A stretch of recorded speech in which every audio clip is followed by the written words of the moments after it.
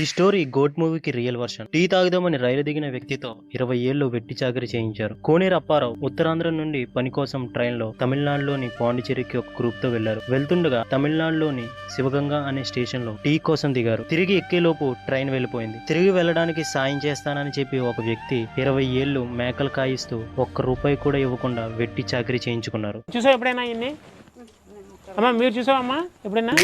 ఇక్కడ నుంచి బయలుదేరి 20 ఏళ్ల క్రితం కొంతమందితో కలిసి పని వెతుక్కుంటూ వెళ్ళారని, ఆ వెళ్తున్న క్రమంలో చెన్నై దగ్గర ట్రైన్ ఆగినప్పుడు టీ తాగుదామని కిందకి దిగితే అక్కడ ఇంతలోనే ట్రైన్ వెళ్ళిపోయింది.